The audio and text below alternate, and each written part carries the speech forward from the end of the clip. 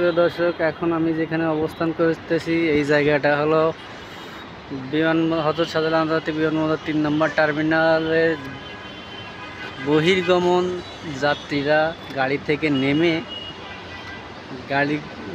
বহির্গমন যাত্রীদের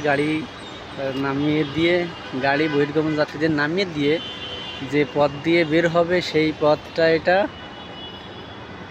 আছে। সেই পথটা রাস্তাটা এখান দিয়ে বহির্গমন যাত্রীদের নামিয়ে দিয়ে গাড়িগুলো বের হওয়ার জন্য এই পথটা। এখানে বাসের ব্যবস্থাও থাকবে, বাস চলাচল করতে পারবে। এখান দিয়ে গাড়ি বের হয়ে আপনার এই যে জায়গাটা দেখতে পারতেছি এটা দিয়ে ১, ২ নম্বর টার্মিনাল থেকে গাড়ি আসবে, এসে এদিক দিয়ে চলে যেতে পারবে। এদিক দিয়ে গিয়ে আপনার বাম পাশের র্যাম্প দিয়ে টার্মিনাল অল্টোতে আবার যেতে পারবে, টুঙ্গি গাজীপুর উত্তরা যেতে পারবে। আবার ডান পাশ দিয়ে এলিভেটেড এক্সপ্রেসে মহাখালী বসুন্ধরা বাড়িধারা যেতে পারবে। এই জায়গাটায় গাড়ি প্রবেশ করতে পারবে না, শুধু এই জায়গাটা বের হওয়ার জন্য।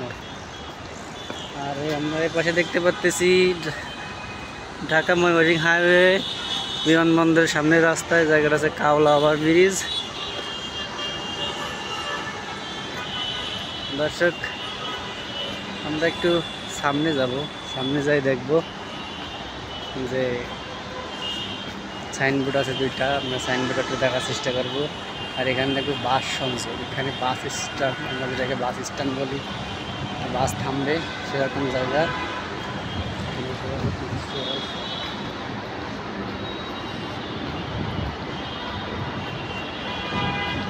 দৃশ্যটা অনেক সুন্দর, আমার কাছে অনেক সুন্দর হচ্ছে। আপনাদের কাছে কেমন লাগে যখন কমেন্টে জানাবেন।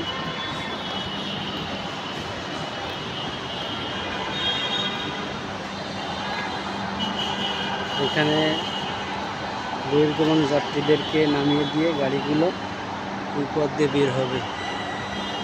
যে এখানে বেশ অন্ধকারের জন্য দেখা যাচ্ছে না কিছু।